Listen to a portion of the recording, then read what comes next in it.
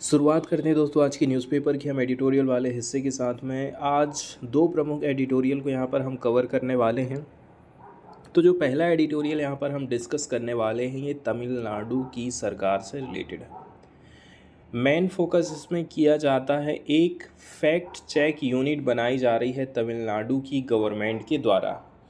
अब इस प्रकार की जो फैक्ट चेक यूनिट होती है ना, एग्जांपल के तौर पर ये एक फैक्ट चेक यूनिट है। इसमें बहुत सारे सरकारी लोग हैं, सरकार ने इसमें मेंबर के तौर पर इनको बिठा के रखा है।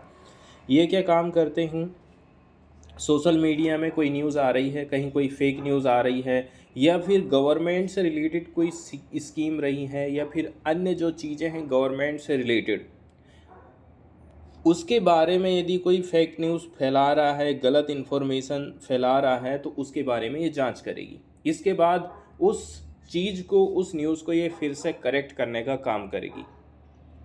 अब क्या इसमें किसी को दंडित किए जाने का भी प्रावधान है? क्या ऐसा हो सकता है? ये हम आगे देखते हैं। तो कुल मिलाकर के देखा जाए, गवर्नमेंट ने जो काम किया है, गवर्नमेंट की जो पॉलिसीज़ हैं उनको लेकर के यदि कोई मिस इन्फॉर्मेशन फैलाता है तो उस चीज़ की चेकिंग आप इस यूनिट के माध्यम से करने वाले हैं। ठीक इसी प्रकार से सरकार भी क्या काम करती है, पीआईबी के माध्यम से बहुत सारी जो फेक न्यूज़ है उसका खुलासा करती है और बताती है कि ये सही नहीं, ये सही है। लेकिन यहाँ पर दिक्कत ये हो गई है, इसकी आलोचना इसलिए हो रही है कि कहीं पर यदि कोई राइटर सरकार की किसी स्कीम के खिलाफ में लिखता है, आवाज़ उठाता है, तो कहीं उसके प्रति ये जो फैक्ट चेक यूनिट है, शॉर्टकट में इसको FCU बोल रहे हैं, कहीं ये उस चीज़ को करेक्ट ना करे, उसको बोले ना कि भाई इसको ऐसा नहीं ऐसा करो आप, दिक्कत वाली बात यहाँ पर पैदा हो जाती है। तो तमिलनाडु की गवर्नमेंट ने ऑर्डर दिया है कि वो सेटअप करेगी एक फैक्ट चेक यूनिट, ताकि मिस इन्फॉर्मेशन से वो लड़ाई लड़ सके, हेट स्पीच को रोक सके, फेक न्यूज़ को रोक सके। रिसेंट गवर्नमेंट का जो ऑर्डर रहा था, इसके हिसाब से बोला जा रहा है कि इस यूनिट में 80 स्टाफ मेंबर होने वाले हैं। वहीं इसका जो उद्देश्य रहेगा, इसके माध्यम से टैकल किया जाएगा misleading narrative across all media platform. जितने भी टीवी चैनल हैं, मीडिया प्लेटफार्म हैं, व्हाट्सएप, फेसबुक, यहाँ पर यदि कोई मिसलीडिंग नैरेटिव फैला रहा है गवर्नमेंट के प्रति तो उसको करेक्ट किया जाएगा, उसका पता लगाया जाएगा। और यहाँ पर स्पेशल जो अटेंशन दिया जाना है वो सोशल मीडिया के ऊपर होने वाला है। स्पेशल प्रोग्राम इम्प्लीमेंटेशन डिपार्टमेंट के अंतर्गत इसको कैटेगराइज किया गया है। ये जो यूनिट रहेगी इसके पास में ऑटोनॉमी है कि वो जो है प्रोएक्टिव स्टेप ले सकती है किसी भी शिकायत के ऊपर। किसी ने शिकायत करा है इस यूनिट में, इसके बाद ये प्रोएक्टिव स्टेप लेने वाली है। It will have a central task force headquartered in Chennai. इसका जो एक सेंट्रल टास्क फोर्स रहेगा जो कि चेन्नई में स्थित है, एंड इंफॉर्मेशन एनालिस्टिस जो है सब जिले में स्थापित किए जाएंगे। और अच्छी बात यह है कि तमिलनाडु, एक प्रोमिनेंट तमिलनाडु के यूट्यूबर हैं अय्यान कार्तिकेयन, जो कि एक फैक्ट चेकिंग चैनल चलाते हैं पॉपुलर वीडियो शेयरिंग प्लेटफार्म में। ये इसके हेड रहेंगे, इसके मुखिया इसके बनाए गए हैं। इसमें बताया जा रहा है, एक ऑर्डर के हिसाब से देखा जाए, ये जो FCU है ये क्या काम करने वाली है, ये डिसिमिनेट करेगी फैक्ट चेक्ड इन्फॉर्मेशन को through platform such as Facebook, Instagram, X, YouTube. जहाँ कहीं से भी लग रहा है कि भाई इन्फॉर्मेशन गलत है तो उस गलत इन्फॉर्मेशन को ये क्या काम करेगी, सही में बदलेगी और उसका फिर प्रसार करने का काम करेगी। वहीं FCU के ऑपरेशन की बात करें तो कैसे करके ये काम करेगी, तो इसके लिए फैक्ट चेकिंग टूल का इस्तेमाल किया जाएगा एंड ऑथेंटिक गवर्नमेंट सोर्सेस का इस्तेमाल किया जाएगा, तब जाकर के पता चलेगा कि ये इन्फॉर्मेशन सही है कि गलत है। एंड क्लासीफाई किया जाएगा इसको एक्शनेबल में और नॉन एक्शनेबल कैटेगरी में। 2 कैटेगरी में इसको रखा गया है। यदि कोई भी सूचना फेसबुक में फैली है तो क्या इसके ऊपर एक्शन लेना चाहिए, क्या इसके ऊपर एक्शन नहीं लेना है, दो कैटेगरी में यहाँ पर किसी भी सूचना को रखा जा रहा है। Before referring the questionable content and false information to legal and police authorities for further action, police वाले के पास भेजने के पहले, किसी अथॉरिटी के पास भेजने के पहले ही इसको अलग अलग कैटेगरी में बांट दिया जाएगा। इसके अलावा इस ऑर्डर में कहा गया है कि जो इनिशियल इन्वेस्टमेंट है इसका वो है 1.42 करोड़ रुपया का, एंड एनुअल जो इसका एक्सपेंडिचर रहेगा वो 3.5 करोड़ रुपया का आने वाला है इस यूनिट के लिए। और इसको हमने बनाए हैं यूनियन गवर्नमेंट का जो इंफॉर्मेशन टेक्नोलॉजी रूल्स आया था, intermediate guideline and digital media ethics code के माध्यम से, ठीक उसी प्रकार से इसका निर्माण किया गया है। वहीं यदि देखा जाए क्या कर्नाटक इस मामले में पीछे है, अन्य राज्य की क्या कंडीशन है, तो कर्नाटक की गवर्नमेंट है ना, उसने भी इस प्रकार की फैक्ट चेकिंग यूनिट स्थापित करी है। तो इस प्रकार का जो मूव रहता है गवर्नमेंट के द्वारा, इसने फेस किया है question over their potential for curbing free speech, लेकिन यहाँ से सरकार किसी की फ्री स्पीच को प्रभावित कर सकती है, क्योंकि उसके पास में पावर आ गई है कि भाई वो किसी भी इंफॉर्मेशन को, हो सकता है कोई जो इन्फॉर्मेशन है उसको पसंद ना आए, उसकी आलोचना करती हो, तो उस चीज़ को दबाया जा सकता है इस फैक्ट चेकिंग यूनिट के माध्यम से। इसके बाद अब हम सीधे चलते हैं एडिटोरियल वाले हिस्से की तरफ और देखते हैं कौन कौन सी बातें इसमें लिखी गई हैं। तो राइटर का कहना है ये जो फैक्ट चेक यूनिट स्थापित करी गई है ये अनकॉन्स्टिट्यूशनल है, मतलब संविधान के अगेंस्ट में है, असंवैधानिक है। गवर्नमेंट ऑफ तमिलनाडु का जो ऑर्डर आया था कि हम फैक्ट चेक यूनिट स्थापित करेंगे, ये वायलेट करता है बहुत सारे फंडामेंटल राइट्स को and is result with many illegalities. इसके अलावा इसमें बहुत सारी इलीगल चीज़ें मौजूद हैं। रिडल्ट का मतलब होता है भरा हुआ, बहुत सारी चीज़ें इसमें शामिल हैं। हाल फिलहाल में देखा जाए गवर्नमेंट ऑफ तमिलनाडु ने इश्यू किया है एक ऑर्डर को रिसेंटली, जिसके माध्यम से वो फैक्ट चेक यूनिट स्थापित करने वाली है। इसके माध्यम से वो जितने भी मीडिया प्लेटफार्म हैं, अक्रॉस ऑल मीडिया प्लेटफार्म की अथेंटिसिटी, इंफॉर्मेशन की जो अथेंटिसिटी है उसको चेक किया जाएगा, जो भी रिलेटेड हैं गवर्नमेंट ऑफ तमिलनाडु से। कोई भी सूचना जो सरकार से रिलेटेड है उसको चेक किया जाएगा इस यूनिट के माध्यम से। तो ज़्यादातर आप देखते हैं विपक्ष वाली जो पार्टियां हैं, लीडर हैं, पत्रकार लोग हैं, वो सरकार की आलोचना करते हैं, तो डायरेक्ट वो चीज़ जुड़ी हुई है गवर्नमेंट के साथ में। तो हो सकता है इसके माध्यम से, इस कानून के माध्यम से सरकार फ्री स्पीच को दबा सके। तो ये जो गवर्नमेंट का ऑर्डर है ये वायलेट करता है बहुत सारे फंडामेंटल राइट्स को, जो कि गारंटी दी जाती है कॉन्स्टिट्यूशन ऑफ इंडिया के माध्यम से। एंड ये जो ऑर्डर है ये अनकॉन्स्टिट्यूशनली है, वेग है, आर्बिट्ररी है, ऐसा राइटर का कहना है। हालांकि देखा जाए इसी प्रकार का जो नियम कानून है वो केंद्र सरकार की तरफ से भी चल रहा है।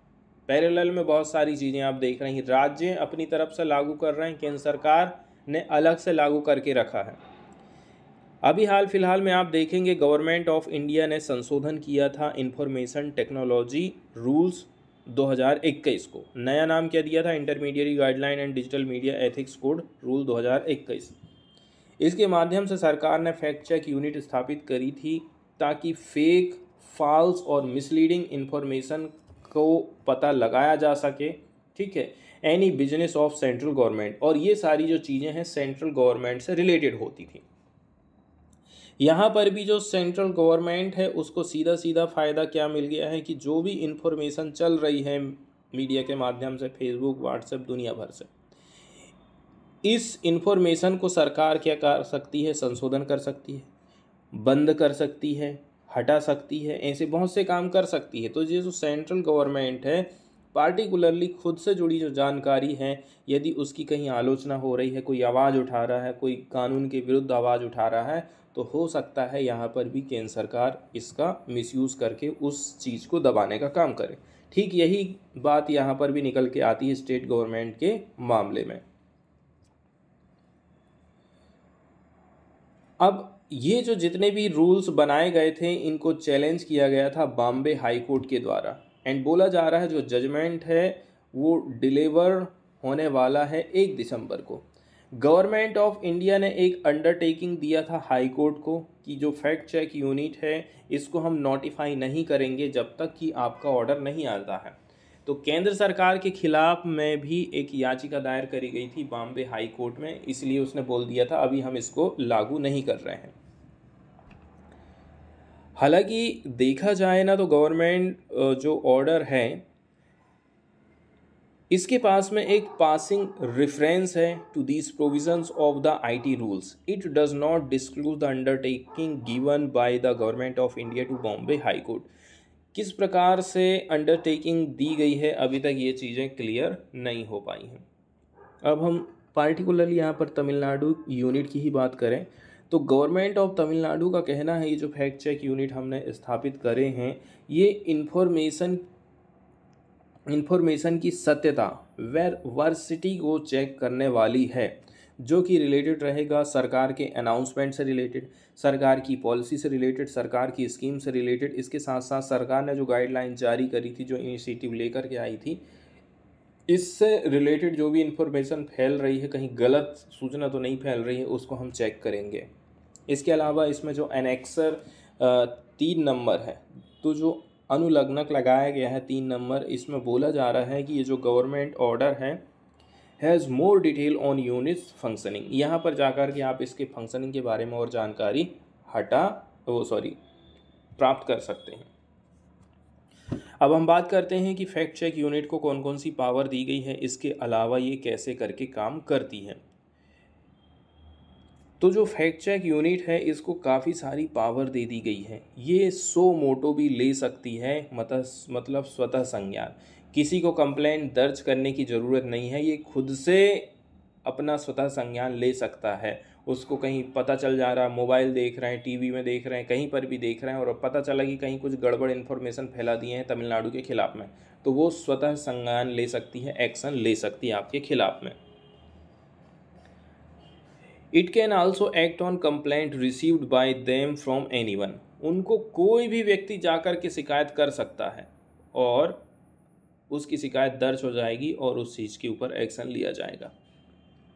फिर वही बात बताई जाती है कि जो भी आइडेंटिफाई की गई कंप्लेंट हैं इनके ऊपर रिसर्च किया जाएगा। इसके लिए वेरियस फैक्ट चेकिंग टूल इस्तेमाल में किए जाएंगे। इसके साथ साथ इनको वेरीफाई किया जाएगा गवर्नमेंट के सोर्सेज से, जैसे कि गवर्नमेंट की website, press release, government social media account, यहाँ से उनकी चेकिंग होने वाली है।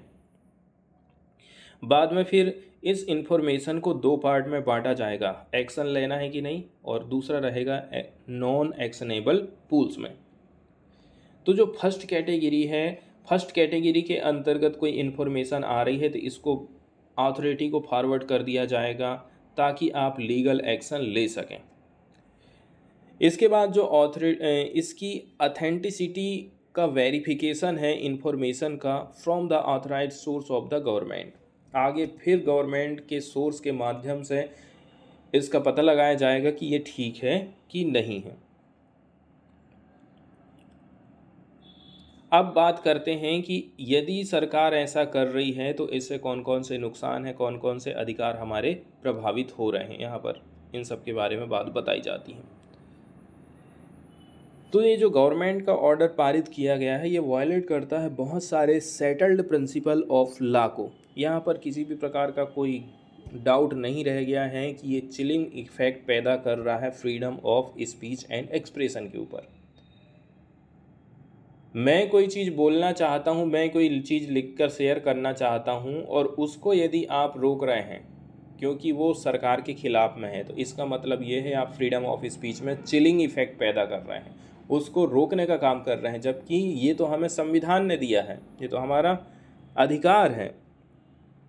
इसके अलावा हमारा जो फंडामेंटल राइट है जो कि गारंटीड प्रोवाइड किया गया है आर्टिकल 19(1)(a) में, कॉन्स्टिट्यूशन ने हमें ये चीज़ दिया है।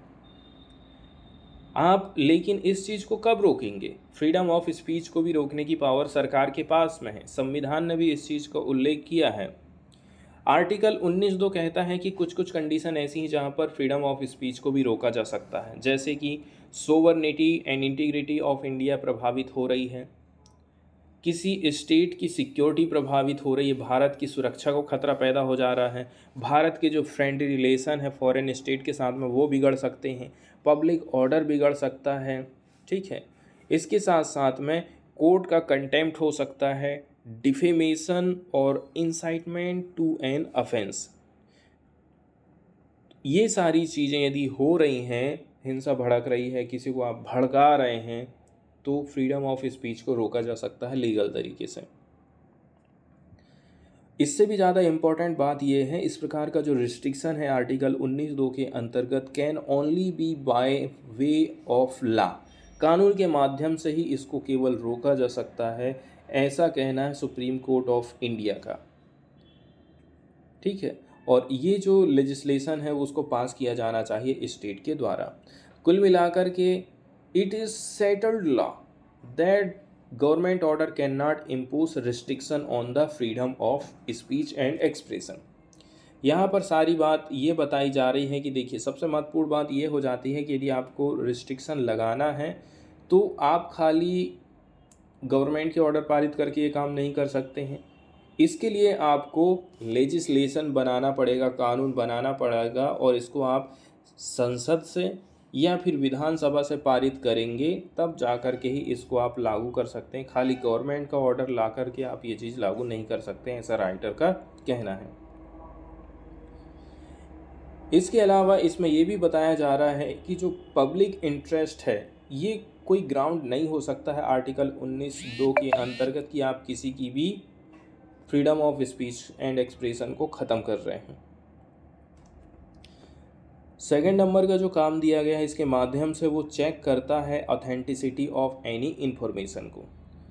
तो इसको काम दिया गया है कि कोई भी इन्फॉर्मेशन जो तमिलनाडु राज्य सरकार से रिलेटेड है उसके बारे में उसकी ऑथेंटिसिटी को आप चेक करिए। ऑथेंटिसिटी का मतलब होता है प्रामाणिकता।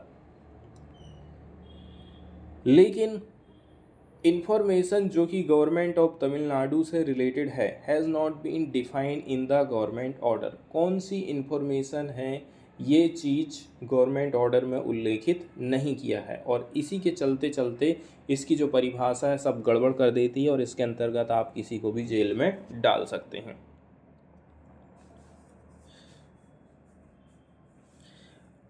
अब इससे ऐसा हो सकता है कि किसी कोई इकोनॉमिस्ट है वो क्रिटिसाइज़ कर रहा है इकोनॉमिक या फिर सोशल पॉलिसी ऑफ गवर्नमेंट को, या फिर इन्वेस्टिगेटिव आर्टिकल उसने लिखा है, किसी जर्नलिस्ट के द्वारा लिखा गया है, तो क्या वो इसके अंतर्गत आ जाएगा, फैक्ट चेक यूनिट के अंतर्गत ये आ जाएगा? यहाँ पर क्वेश्चन ये खड़ा होता है। और यही जो एम्बिग्विटी यहाँ पर बनी हुई है, अस्पष्टता बनी हुई है, ये चिलिंग इफेक्ट पैदा करती है फ्रीडम ऑफ स्पीच के ऊपर। एम्बिग्विटी यहाँ पर वर्ड यूज़ किया गया है जिसका मतलब होता है कोई भी चीज़ क्लियर ना होना, अस्पष्ट होना। कुल मिलाकर के ये जो गवर्नमेंट ऑर्डर पारित किया गया है ये प्रोवाइड नहीं करता है एक अपॉर्चुनिटी हियरिंग के लिए to the author of the post who can be a journalist, researcher, comedian, satirist और member of opposition political parties. तो ये सारे लोग जो कर रहे हैं आलोचना, इनके लिए हियरिंग की अपॉर्चुनिटी भी ये प्रोवाइड नहीं कर रहा है, सुनवाई की भी अपॉर्चुनिटी ये नहीं दे रहा है, डायरेक्ट यहीं पर काम हो जा रहा है। मतलब कोर्ट का यहाँ पर कोई रोल कॉल नहीं रहने वाला है। इसका मतलब ये है कि गवर्नमेंट खुद जज बन गई है, जूरी बन गई है, एग्जीक्यूशनर बन गई है इस इंफॉर्मेशन की ऑथेंटिसिटी को लेकर के। वहीं यदि हम इंट्रोडक्टरी पैराग्राफ देखें गवर्नमेंट ऑर्डर का, ये कहता है कि जो इमरजेंस ऑफ सोशल मीडिया है and its related issues of disinformation, fake news, hate speech have necessitated the creation of fact check unit by state government. इसमें कहा जा रहा है कि हमने ये चीज़ स्थापित क्यों करे हैं, क्योंकि आज के समय में जो सोशल मीडिया है उसका ज़माना बढ़ते जा रहा है। ज़माना बढ़ने के साथ साथ में ही फेक न्यूज़ बहुत ज़्यादा फैलाई जा रही हैं। लेकिन ये उतना ज़्यादा सच नहीं है, क्योंकि जो हेट स्पीच है इसका कोई डायरेक्ट नेक्सस नहीं है उस इंफॉर्मेशन के साथ में जो कि गवर्नमेंट ऑफ तमिलनाडु से रिलेटेड है, जिसके ऊपर फोकस करेगी फैक्ट चेक यूनिट।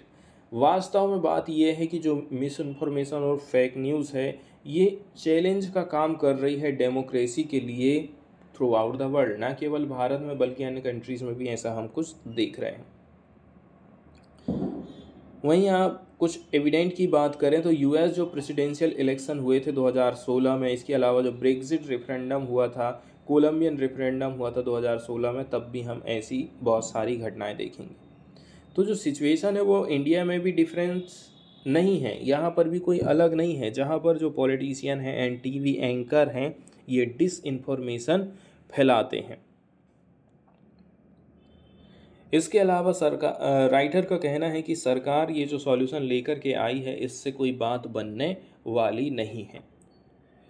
कंसल्टेशन की आपको ज़रूरत थी कि आप सभी स्टेक होल्डर से बातचीत करें, जैसे कि जो इंटरमीडियरी है, पब्लिक है, फेसबुक है, एक्स है, गूगल है, इन सब से आपको बात करना था। एग्जाम्पल के तौर पर यदि हम बात करें, यूरोप एंड यूरोपियन कमीशन ने इशू किया था code of practice on disinformation 26 सितंबर 2018 को, और इसके लिए उन्होंने काफ़ी बड़े पैमाने पर कंसल्टेटिव प्रोसेस अपनाया था। ओपिनियन पोल आयोजित करे गए थे ऑल मेंबर स्टेट के लिए। ये जो मेजर्स हैं इनमें इंक्लूड था support for an independent network of fact checker and promoting media literacy. सबसे अच्छी बात यहाँ पर ये बताई जा रही है, आप यूरोपियन कंट्री से सीखिए। यूरोपियन कंट्री ने जो नियम कानून बनाए हैं उसमें उन्होंने फैक्ट ये चेक यूनिट में स्वतंत्र लोगों को रखा है, निष्पक्ष लोगों को रखा है। वो सरकार का पक्ष नहीं लेंगे, ना ही विपक्ष का पक्ष लेंगे। इसके बाद सेकंड नंबर का जो एडिटोरियल यहाँ पर हम डिस्कशन करने वाले हैं ये हमारी मिलिट्री से रिलेटेड है। हमारी सेना में हम कितने आधुनिक उपकरणों का यूज़ कर रहे हैं, आधुनिक हथियारों का यूज़ कर रहे हैं, आधुनिक टेक्नोलॉजी का हम कितना यूज़ कर पा रहे हैं। भारत अभी किस स्थिति में है, अन्य देश अभी किस कंडीशन में चल रहे हैं, और इस मामले में हम और क्या क्या चीज़ें कर सकते हैं, इसके बारे में ये आर्टिकल लिखा गया है। तो भारत में मिलिट्री रिफॉर्म की हम बात करेंगे, इमर्जिंग टेक्नोलॉजी के इस्तेमाल के बारे में ये आर्टिकल लिखा गया है। तो भारत को जो इमर्जिंग टेक्नोलॉजीज़ हैं उसके ऊपर फिर से नए तरीके से फोकस करने की ज़रूरत है। आपको समझना है कि इमर्जिंग जो न्यू टेक्नोलॉजी है उसके पास क्या पोटेंशियल है। फिर आपको मिलिट्री की रिक्वायरमेंट देखना है, altering existing organisation and approaches. इसके बाद आप देखिए कि हमारे जो ऑर्गेनाइजेशन है उसका कितना यूज़ कर रहे हैं, हमारी अप्रोचेस क्या हैं, इस चीज़ को भी हमें समझने की ज़रूरत है।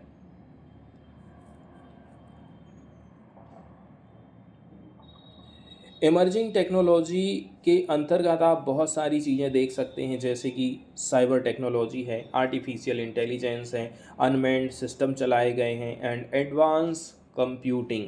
आज के समय में मोस्ट मिलिट्रीज़ के द्वारा इसका इस्तेमाल किया जा रहा है। अभी वहीं यदि हम देखें इंडियन आर्मी की तरफ से कहाँ कहाँ पर इसका यूज़ किया जा रहा है, जैसे कि हम बात करें चाणक्य डिफेंस डायलॉग की, यहाँ पर chief of army staff general Manoj Pande ने कहा था कि आर्मी के ने आइडेंटिफाई किया है 45 नीचे technology in the field of military application. हमने 45 टेक्नोलॉजी का पता लगाया है मिलिट्री एप्लीकेशन में, ऐसा कहना है मनोज पांडे का, आर्मी स्टाफ। सिमिलरली उड़ान स्कीम की बात करें, इंडियन एयरफोर्स यूज़ कर रहा है आर्टिफिशियल इंटेलिजेंस का, साइबर एंड वर्चुअल रियलिटी का, ताकि वो एड्रेस कर सके इसके ऑपरेशनल, लॉजिस्टिकल एंड ट्रेनिंग ज़रूरत को। इसके साथ ही साथ में इंडिया की जो नेवी है उनका कहना है कि हम भी इस मामले में काफ़ी आगे बढ़ रहे हैं, हम भी इमर्जिंग टेक्नोलॉजी के मामले में आगे बढ़ते जा रहे हैं। जैसे कि हमने इंटीग्रेटेड अनमैन्ड रोड मैप तैयार किया है, इसके साथ ही साथ हम इनकरेज कर रहे हैं भारतीय कुछ प्रोजेक्ट हैं जैसे कि स्वावलंबन, यहाँ पर भी इमर्जिंग टेक्नोलॉजी का हम इस्तेमाल कर रहे हैं। अब बात आती है हमारी मिनिस्ट्री की, तो जो डिफेंस मिनिस्ट्री है वो भी इस मामले में काम कर रही है, जैसे कि AIDF के माध्यम से। यहाँ इसकी जो इनिशिएटिव्स हैं उनके बारे में बताया जा रहा है। इसमें इंक्लूड है defence AI council and the defence AI project agency. Ministry की तरफ से कुछ कुछ चीज़ें चालू करी गई हैं, जैसे कि defence AI council, defence AI project agency. तो ये कुछ काम हैं, इनके बारे में भी थोड़ा सा हमें ध्यान रखना है कि कौन कौन से इनिशिएटिव चलाए जा रहे हैं इमर्जिंग टेक्नोलॉजी के ऊपर काम करने को लेकर के। ये जो 2 एफर्ट लिए गए हैं, इनकी सहायता से हम आर्टिफिशियल इंटेलिजेंस का यूज़ करेंगे अलग अलग ऑर्गेनाइजेशन में, जैसे कि डिफेंस पब्लिक सेक्टर अंडरटेकिंग में, defence research and development organisation में, डीआरडीओ में, डिफेंस पब्लिक सेक्टर अंडरटेकिंग में भी इसका इस्तेमाल किया जाएगा। लेकिन ये सारी चीज़ें हम यूज़ कर रहे हैं, उसके साथ ही साथ हमें कुछ चीज़ों का ध्यान रखना ज़रूरी है कि आप इनका इस्तेमाल करें तो लोगों की जानकारी का क्या होगा, लोगों की प्राइवेसी का क्या होगा, लोगों की जानकारी का क्या होगा। इसके अलावा भी बहुत सारी चीज़ों को हमें ध्यान देने की ज़रूरत है। तो सरकार की जो अप्रोच है, मिनिस्ट्री की जो अप्रोच है इमर्जिंग टेक्नोलॉजी के प्रति, उसमें हमें और अधिक क्रिएटिव तरीके से सोचने की ज़रूरत है। और भी यदि हम स्पेसिफिकली बात करें तो इस प्रकार की जो इनिशिएटिव होती हैं, ये तभी सक्सेसफुल हो सकते हैं जब जो हमारी मिलिट्री है वो कॉग्निसेंट हो जाए कि technology is not silver bullet. Technology से ही आप सब कुछ नहीं कर सकते हैं, ठीक है, कि एक ही चीज़ से आप सारी चीज़ें कर दे रहे हैं, और इसको हासिल करना कोई कठिन काम भी नहीं है। तो ये भी आपको ध्यान में रखना है।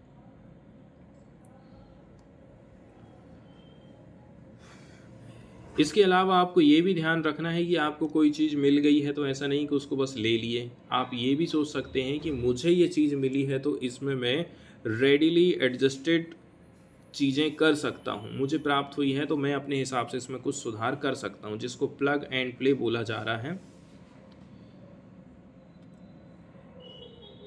इसके अलावा यहाँ पर ज़रूरत है कि आपको क्या करना है, ऑर्गेनाइजेशनल एंड डॉक्ट्रिनियल चेंजेस लाने की ज़रूरत है।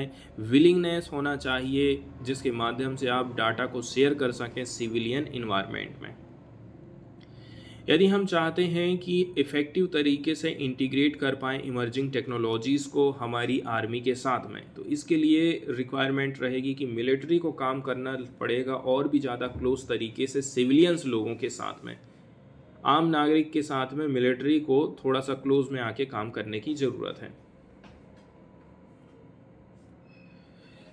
माइकल रस्का ने आइडेंटिफाई किया है इस एस्पेक्ट को, क्या है एस्पेक्ट, कोलैबोरेटिव डिफेंस का नाम यहाँ पर रखा गया है, जहाँ पर जो मिलिट्री पार्टनर्स होते हैं इसके साथ में रहेंगे scientist, academics, technologists, entrepreneur and the wider industry as critical in incorporating such capabilities. क्योंकि इस प्रकार की जो कैपेबिलिटीज़ होती है इसको इनकॉर्पोरेट करना, शामिल करना काफ़ी मुश्किल काम हो जाता है। इसके बाद हम भारत के लिए बात कर रहे हैं, क्या इंडिया ने इन सब चीज़ों की शुरुआत पहले से ही कर दी थी और आगे कौन कौन सी चुनौतियां हमारे सामने आने वाली हैं। तो कुल मिलाकर के इंडियन मिलिट्री जो फोकस कर रही है इस प्रकार की टेक्नोलॉजी के ऊपर, ये भारत के लिए कोई नई चीज़ नहीं है। इंडिया का जो फर्स्ट ड्रोन प्लेटफार्म है इसको इंडक्टेड किया गया था 1990 के दशक में आर्मी के द्वारा, followed by more procurement in 2000 by the IAF and navy. सबसे पहले आर्मी ने ड्रोन को क्या काम किया, इंडक्ट किया, शामिल किया आर्मी ने 1990 के दशक में। इसके बाद 2000 सन की बात करें, उसके दशक की बात करें, तो एयरफोर्स और नेवी ने भी इन सारी चीज़ों को, टेक्नोलॉजी को इस्तेमाल में लाना चालू कर दिया था। मिलिट्री जो लीडर्स हैं उनको पता लगाना है साइबर थ्रेट का। यदि आप कोई भी टेक्नोलॉजी यूज़ कर रहे हैं तो उसके लिए साइबर थ्रेट से उस चीज़ को रोकना। पता चला कि चाइना ने वहाँ से हमारी चीज़ों को हैक कर लिया है, इसलिए जो साइबर थ्रेट है उसको रोकना बहुत ज़्यादा ज़रूरी हो सकता है। फिर कम्युनिकेशन सैटेलाइट की स्थापना करना। चूँकि हमने जो है हमारे देश के खुद के स्पेस प्रोग्राम चलाए हैं, इंडिया ने लॉन्च किया है कम्युनिकेशन सैटेलाइट को ताकि इम्प्रूव कर सके इसके मिलिट्री कम्युनिकेशन कैपेबिलिटीज़ को। एग्जाम्पल के तौर पर GSAT-7 की बात करें, एक नेवी स्पेसिफिक कम्युनिकेशन सैटेलाइट हम बनाए थे, इसको लॉन्च किए थे 2013 में, एंड GSAT-7 लाए हैं इंडियन एयरफोर्स के लिए 2018 में। इस मामले में हम सैटेलाइट कौन कौन से लगाए हैं? GSAT-7 2013 में, GSAT-7A 2018 में। तो जो GSAT-7A है ये एयरफोर्स के लिए है और जो GSAT है ये नेवी स्पेसिफिक कम्युनिकेशन सैटेलाइट है। इसके बाद उसी ईयर सरकार ने डिफेंस साइबर एजेंसी स्थापित करी थी। इसके अलावा जो डिफेंस स्पेस एजेंसी है, ताकि एड्रेस किया जा सके नए नए डोमेन जो भी चीज़ हमारे सामने आ रहे हैं। इसके अलावा भी कुछ और बातें हैं जिनको हमें ध्यान रखने की ज़रूरत है, जैसे कि जॉइंटनेस की बात करें, इंटर ऑपरेबिलिटी की बात करें, ये तीनों सर्विसेज में तो ये अभी भी जो है प्रॉब्लम पैदा करता है। चीफ ऑफ डिफेंस स्टाफ ने कुछ बताया है कि आपको जो है स्पष्ट तौर पर अनिवार्य कर दिया है कि आप क्रिएट करेंगे जॉइंट थिएटर कमांड, जबकि जो स्ट्रेटजिक कमिटीज़ है वो इंतज़ार कर रही है इस प्रकार के डेवलपमेंट के लिए। The need for interoperability is essential specially among the host of emerging technologies. Emerging technology को जो भी होस्ट कर रहा है उसके लिए इसेंशियल हो जाता है इंटरऑपरेबिलिटी। सेकेंड नंबर की बात बताई जाती है यहाँ पर ज़रूरत है कि हमें रिविजिट करना पड़े हमारे ह्यूमन रिसोर्स प्रैक्टिसेस को। हमारे पास में कितने स्किल्ड मैन हैं इसको भी ध्यान में रखना ज़्यादा ज़रूरी है। इंडियन मिलिट्री को प्रायोरिटी देना पड़ेगा जनरलाइजेशन ओवर स्पेशलाइजेशन। स्पेशलाइजेशन की जगह में आप जनरलाइजेशन का काम ज़्यादा करिए।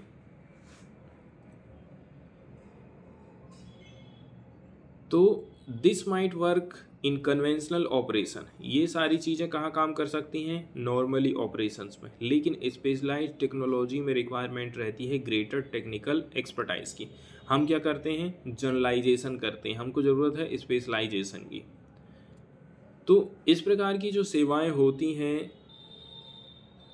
Give extended tenure and create promotion pathway for officer intellectually inclined toward this domain. अब ऐसी सेवाओं में जो लगे हुए लोग हैं, ठीक है, इनका टेन्योर हमें बढ़ाने की ज़रूरत है। इसके साथ साथ में प्रमोशन के रास्ते खोलना पड़ेगा ऐसे ऑफिसर जो कि इंटेलेक्चुअली इस प्रकार के क्षेत्र में काम कर रहे हैं।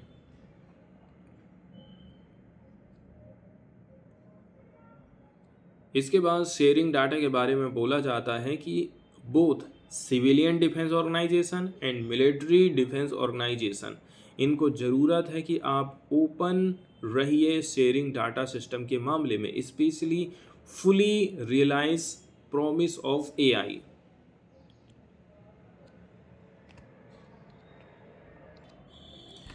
इसके बाद हम सीधे चलते हैं न्यूज़ वाले हिस्से की तरफ और देखते हैं पहली न्यूज़ को। तो जो पहली न्यूज़ आई है यहाँ पर पार्टिकुलरली फिर से हम वही चीज़ देखने वाले हैं, मुख्यमंत्री और राज्यपाल के बीच में जो विवाद चलता है। एग्जाम्पल के तौर पर यदि हम बात करें, ये मुख्यमंत्री है और ये राज्यपाल है और ये केंद्र सरकार है। अब केंद्र सरकार ने क्या काम करी है? राज्यपाल को भेजी है कहाँ? राज्य में। आप देख रेख करिए क्या वो संविधान के हिसाब से काम कर रही है कि नहीं कर रही है। ये है हमारे मुख्यमंत्री, ठीक है। अब यदि किसी राज्य में बीजेपी के अलावा किसी और की सरकार है तो जाहिर सी बात है राज्यपाल और वहाँ के मुख्यमंत्री के बीच में विवाद हमेशा से चलते ही जाएगा। ये विवाद कई किस्म का हो सकता है। राज्यपाल अपनी पावर का इस्तेमाल कई प्रकार से कर सकता है।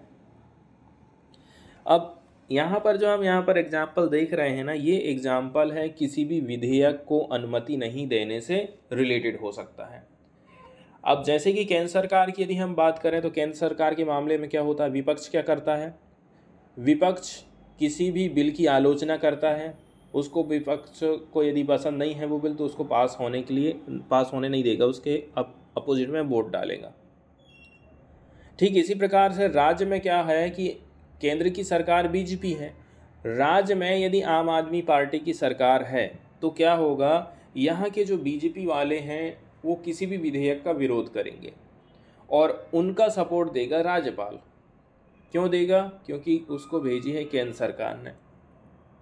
तो वो क्या काम करेगा? इस प्रकार के विधेयक को अपने पास रोक के रखेगा, बोलेगा मैं राष्ट्रपति के पास लेके जाऊंगा, ऐसे बहुत सारे बहाने राज्यपाल बना सकता है। अब यहाँ पर हमें ये समझने की ज़रूरत है कि देखिए, ये विधानसभा है और ये राज्यपाल है। विधानसभा यदि कोई बिल को पारित कर रही है और राज्यपाल के पास में भेज रही है, तो पहली बार में राज्यपाल क्या बोलेगा? बोलेगा आप इसको रिकंसिडर करिए और थोड़ा सा संशोधन वगैरह करके फिर से इसको पास करिए। अब उसने संशोधन किया चाहे नहीं किया, फिर से भेज दिया राज्यपाल के पास में। फिर से यदि राज्यपाल के पास में भेज दिया जाता है तो अब तो राज्यपाल की मजबूरी ही बन गई है कि उसको पारित करना ही पड़ेगा। लेकिन सेकंड बार में वो ये सोचे कि मैं इसको राष्ट्रपति के पास भेज दे रहा हूँ, तो ये चीज़ संभव नहीं है। एक चीज़ हमें ये ध्यान रखना है, फर्स्ट बार में ही वो ये बोल देता कि नहीं मैं इसको राष्ट्रपति के पास भेजूंगा, वो क्या बोल रहे हैं थोड़ा देखते हैं। लेकिन सेकंड बार में ऐसा नहीं हो सकता है, ऐसा यहाँ पर बताया जाता है। आर्टिकल 200 में बताया जा रहा है यही सारे चीज़ों के बारे में। आर्टिकल 200 ही बताता है कि भाई बिल को लेकर के राज्यपाल के पास में कौन कौन सी पावर हो सकती है। लेकिन यहाँ पर ध्यान ये देना है कि राज्यपाल क्या काम करता है? डिले करता है।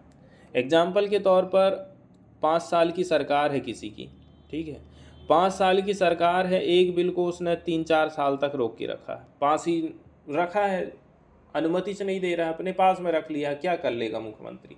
क्योंकि संविधान ने यह चीज़ उल्लेख नहीं किया है कि राज्यपाल किसी भी बिल को अपने पास में कितने टाइम पीरियड तक रख सकता है। और ये सारी जो चीज़ें हैं अभी तो ये मामला जो है तमिलनाडु का था, ये मामला केरल के मामले में भी रहा है, ये मामला जो है अन्य जगह भी बहुत ज़्यादा उठ रहा है। इसलिए सुप्रीम कोर्ट का कहना है कि यदि एक बार एक तो आप चुने हुए प्रतिनिधि नहीं है, जनता ने आपको चुना नहीं है, चुना है सरकार को, इसलिए सरकार जो कहेगी आपको मानना पड़ेगा, आपको सरकार के हिसाब से ही काम करना पड़ेगा। दिक्कत वाली बात यह है, आप खुद एक बार सोचिए, वहीं यदि हम केंद्र सरकार की बात करें, ठीक, ये केंद्र सरकार है और ये है हमारे राष्ट्रपति।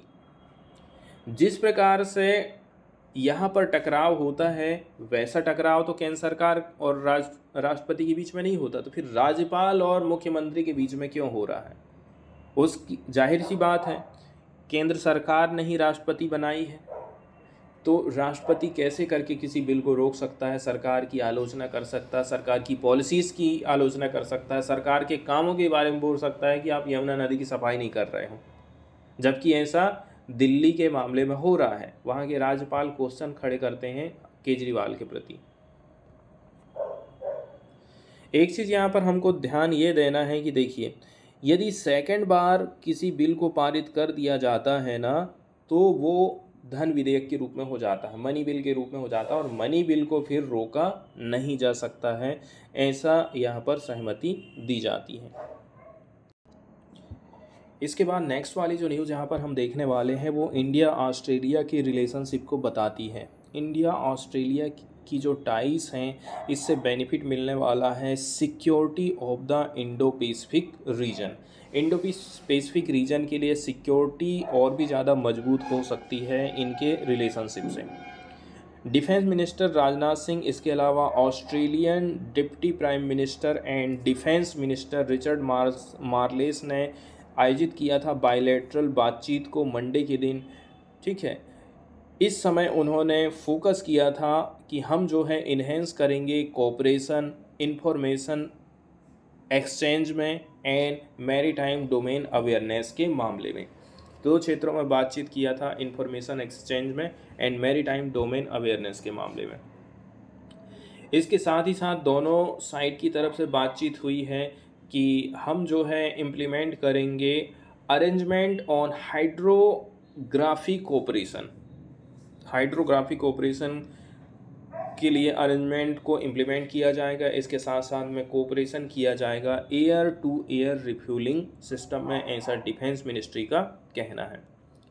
इसके अलावा दोनों कंट्री तैयार हुए हैं कि हम जो है कुछ नीचे ट्रेनिंग एरियाज़ के ऊपर भी काम करेंगे, जैसे कि artificial intelligence, anti submarine and anti drone warfare and cyber domain के ऊपर भी हम काम करेंगे। बायलैटरल मीटिंग की बात करें तो इसका आयोजन किया गया था साउथ ब्लॉक में before the 2+2 ministerial dialogue, 2+2 ministerial dialogue के पहले ही बायलैटरल मीटिंग का आयोजन किया गया था। इसके अलावा मिस्टर सिंह ने सजेस्ट किया था कि ship building, ship repair and maintenance and aircraft maintenance, repair and overhaul could be the areas of collaboration, ऐसा डिफेंस मिनिस्ट्री की तरफ से बोला गया है।